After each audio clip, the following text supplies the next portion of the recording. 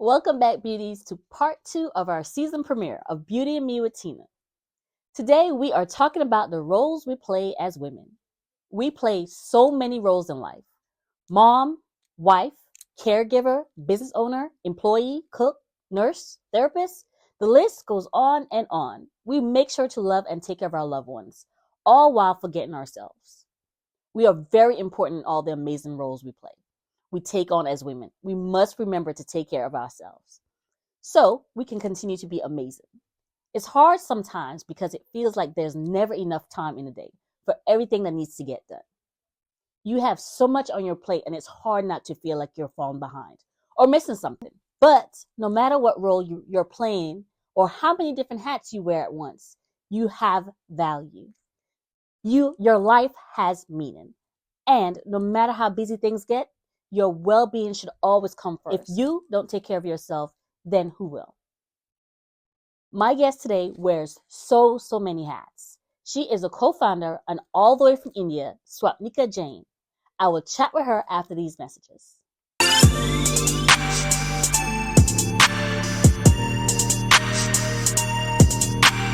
Deandra Nair artistry is just what you're looking for.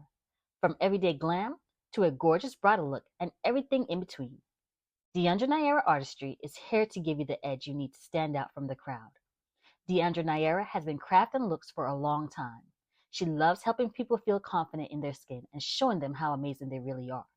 Book your glam spot today at deandranair.as.me or visit her on Instagram at deandranair_artistry.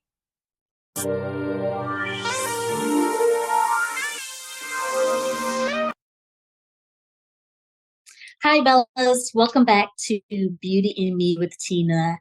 I have a wonderful guest here. I've worked with her before. She is amazing. So, Nika, please tell our viewers about yourself. Hello, everyone. Hello, Tina. How are you doing? How are you? I'm well. I'm really well. It's really cold here in India, and I hope the weather is good there. About myself, so it's a long journey, and that's why I have to think about myself and what exactly I have to tell you. It's been like almost 12, 13 years that I have started my entrepreneurial journey.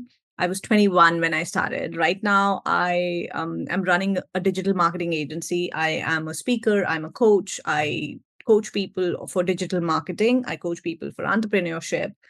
I help a lot of women. I try to work with a lot of women entrepreneurs because, so digital marketing, you have a an availability that you can choose to work with whoever and whatever kind of people that you want because everyone needs it and it is a vast area. So when I say digital marketing, it can be something which can start with only social media marketing, and it can be something which can go on to creating the Snapchat filters and Instagram stories and all of that. So it's a lot, and we do everything. So we do advertising online, we do social media marketing online, and we help people with. So I've also worked with women entrepreneurs or other entrepreneurs who have just the idea and now they are running a successful 6-figure business as well. So starting from their idea to their branding, to their website, to just helping them how to set up everything, then helping them with the social media, influencer marketing and whatnot. So it's a great thing. You wear many hats. You're a very busy person. So what made you want to be a multifaceted professional? So it's just I didn't choose to start like this, and I didn't choose to be like this. I just enjoy a lot of things, and one thing is settled, then I move on to another one. And I think every woman is like that, I guess, because That's how we women are, structured. So we manage our kids, we manage our family, and then we manage our business. So I keep on learning. I started, as I told you, I started as medical biotechnology, studying that. And then I went to writing journals. And then I went to, just doing my own Google certification courses and moving on to different things. So it's just that I enjoy the learning, and then I enjoy the process, and then I really enjoy to share all of this. So how I started giving the coaching and how I become a public speaker is I really like to share the knowledge that I have. So, whether it is just about the work that I'm doing, whether it is about how to manage my life and how I actually run this business, whether it is just training people on how to become good task managers, how to manage their task in a great efficient way. So it's just that whatever skills I keep on learning, and luckily I have a lot of hobbies and I like to work, so it's just I can't sit idle. I understand the struggle with that. I can't either. So I completely understand. It's like Yeah, it's in I our know. DNA to keep moving and stay busy. Exactly, exactly. So now it's with the age and everything, with the experience and all of that, it's a little settled now. But earlier it used to be like I want to do this, I want to do that. There was a time when I wanted to become an RJ. I wanted to go on a radio and just do a show. So I just wanted to do everything and anything that is coming my way, and it's just so there's actually a book about it as well. But I have been following this that every day when I get up, it's just a question for me that what is the challenging thing and the most exciting thing I'm going to do today.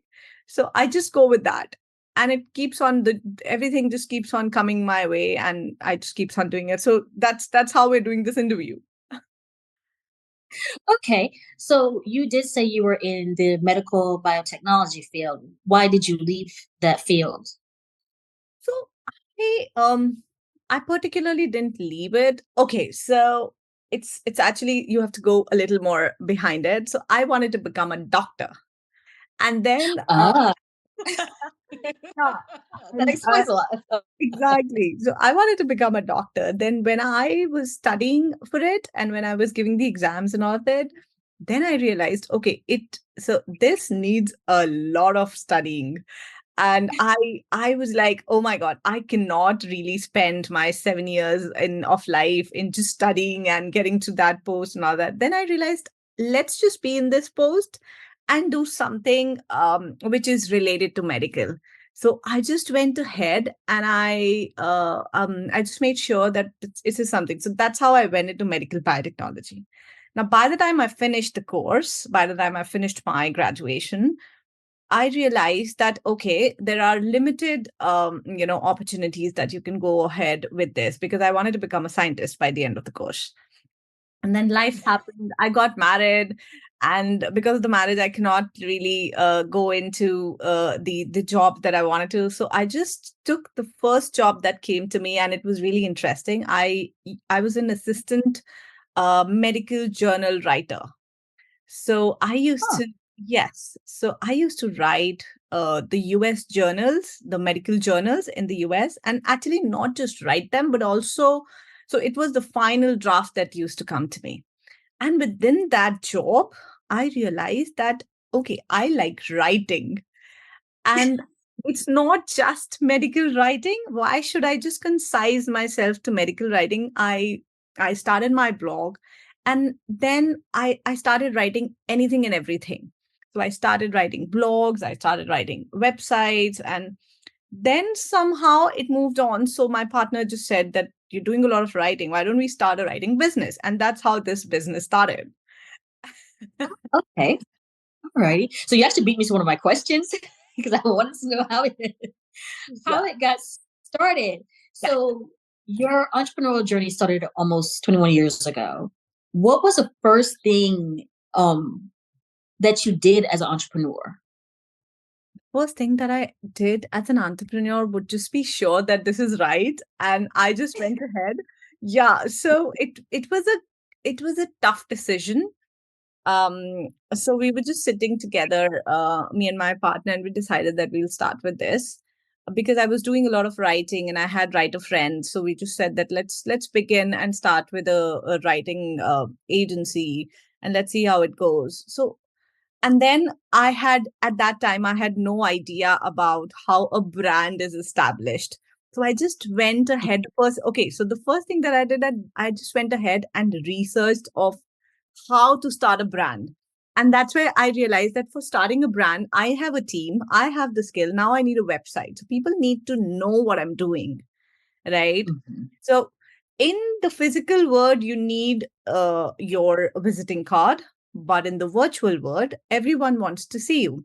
And when I started, it was a website that was really necessary. Now, a website is necessary, but along with the website, you have to have a good social media presence as well.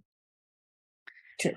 And you would not believe, being a complete non-technical, non-software background person, I actually, so with my partner, we actually created our own website, and it was actual HTML website. So that's what the first thing we did as Okay. Wow. All right. That's a lot of work.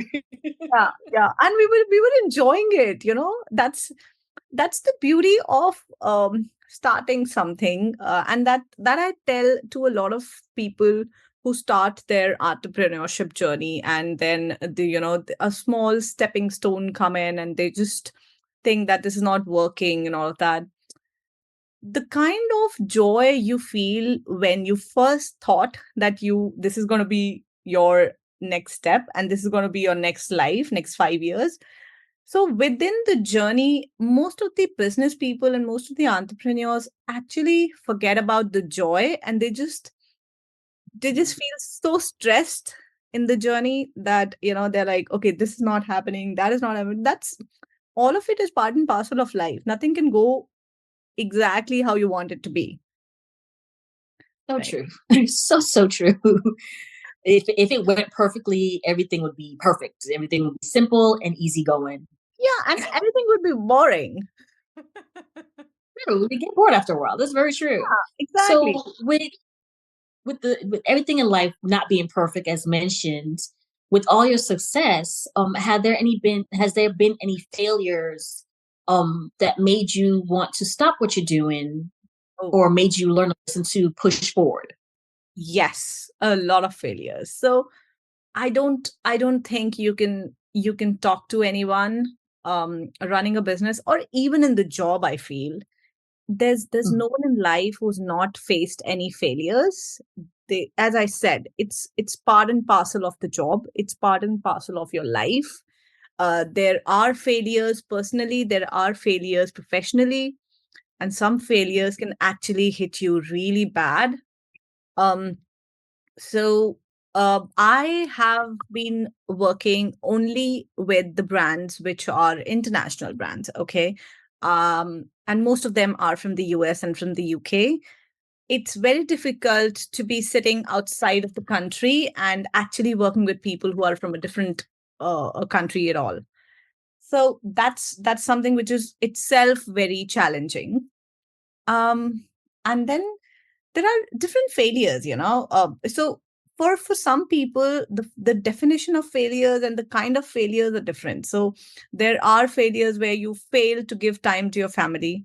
There are failures when you fail to reach the exact goal that you decided. There are failures where you cannot reach to the financial level that you want your business to be reaching in that particular time period.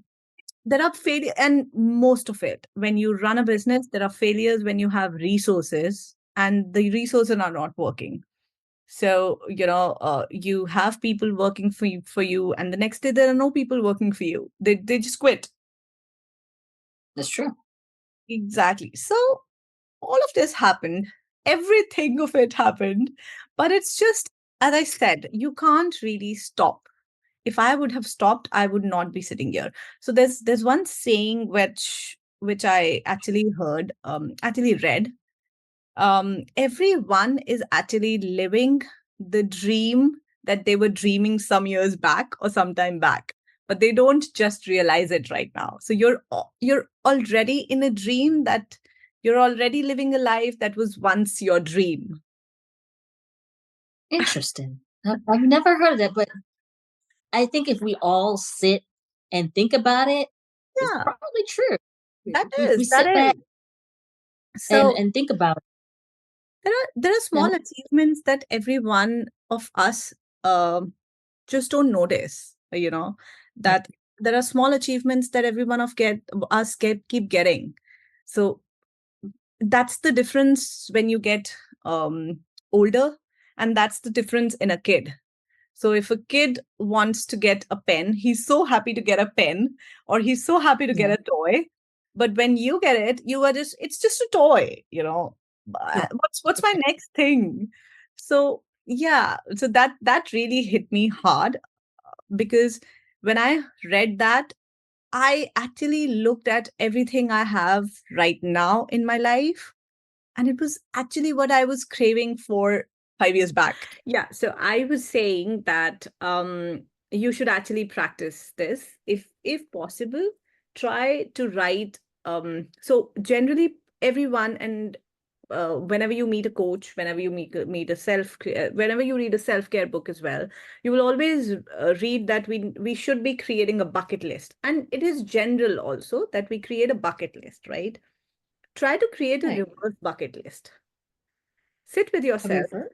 Yes, sit with yourself, maybe Okay. once a week only, and write 5 to 10 things in your life that you've already achieved.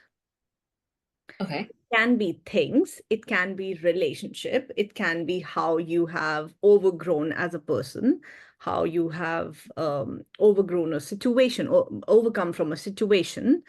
Okay. Anything that can be in your reverse bucket list that you have already achieved. Okay, Okay. say for example, you've been eyeing to go to your Europe trip, and you have done that. It can be just a Europe trip, which is an official trip, but you've done that, right? So Yeah. so try to write, and this can be done every week, because sometimes. So, for example, if you crave for ice cream and you just had the ice cream, you don't realize that you have it.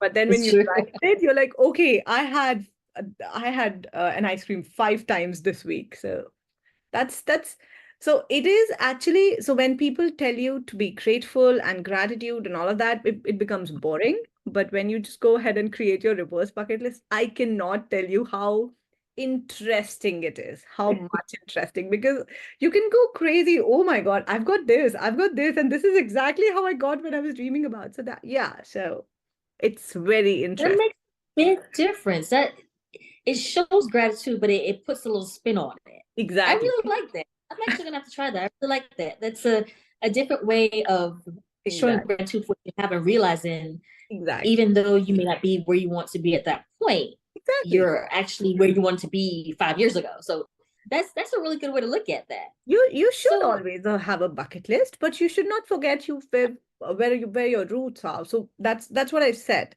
You're already living a life which was your dream 5 years ago. It's exactly the same thing, and it can be 5 years ago. It can be 1 year ago for someone. Some people really grow faster. So it can be, but you're living a life that was your dream once. So it's okay. that. Yes.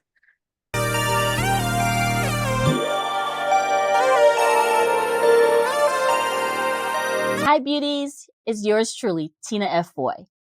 In celebration of Women's History Month next month, yours truly will be hosting Pearls and Pumps High Tea in Atlanta.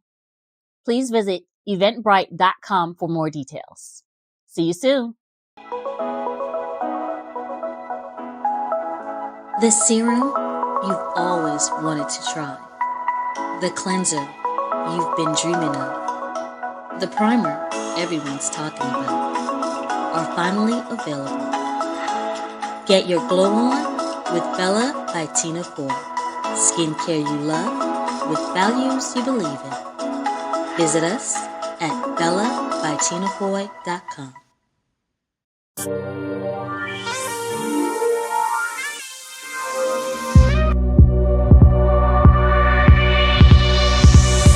Come on.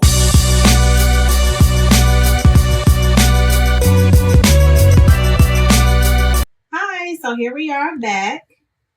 This is another look available on jmccraestyle.com. Tweed, white and gold. We both know luxury. All right, so all of my ladies speaking on stages, my professional women, I bought this with you in mind. This is perfect if you want to set the tone, professional, luxury, wealth building. You always want to think, what is the message that I want to send? Dress it, talk it, be it.